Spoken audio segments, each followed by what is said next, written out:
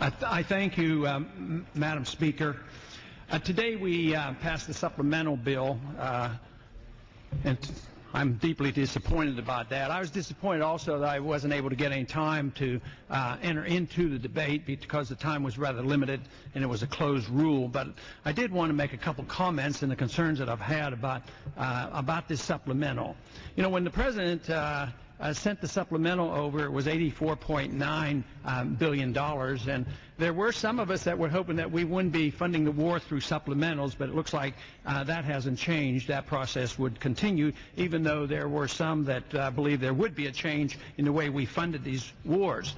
But when that bill came to the House, there was a lot of expression about concern about spending too much money, but by the time it got to the floor, it was $96.7 billion. And things were added. For instance, $2 billion for the flu epidemic that didn't occur, but we're going to spend $2 billion trying to figure out whether or not we're ever going to have an epidemic. But it was very disappointing that even though it was a closed rule, the minority had one chance to do something about it and maybe reduce some of the spending.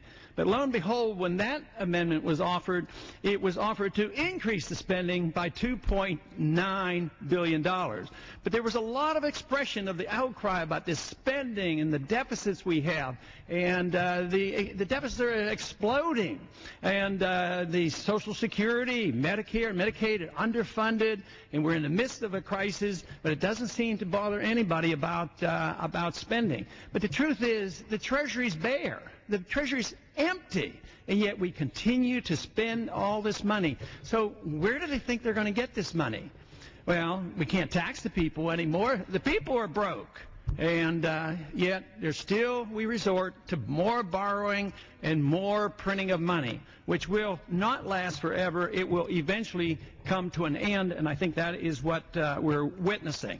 But this process, it bothers me a whole lot that we come to the floor with these supplementals, we rush them through, we talk about this excessive spending, and lo and behold, when we finally vote, we get a total of 60 people who would say, you know, enough is enough.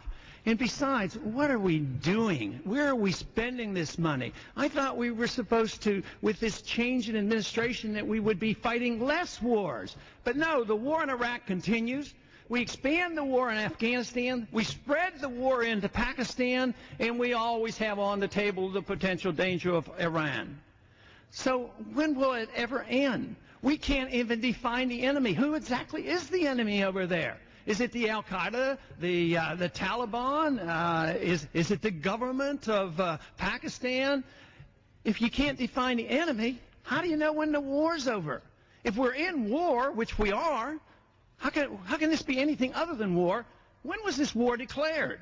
Oh, well, we got this authority 5 or 10 years ago. Who knows when? Perpetual war. This is what we're involved with, perpetual spending. And then we say, well, we have to do that to be safe. That is what is preposterous. It's the very policy that makes us unsafe.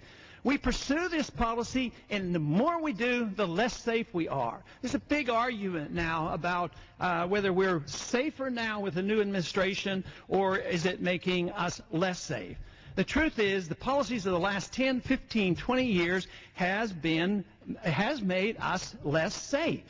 And as long as we occupy countries, as long as we kill other people and civilians are being killed, we are going to build enemies. And as long as we're known throughout the world that we torture people, we will incite people to hate us and want to come here to kill us. So we aren't more safe. We're less safe by this foreign policy. And someday we have to wise up, change our ways, and not be the policeman of the world, not to pretend that we can be the nation builder of the world.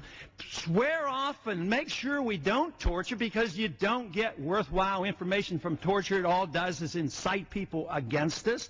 And the occupations can never be of any benefit to us. But what about the financial calamity that's coming? I'm afraid this is the way this will end.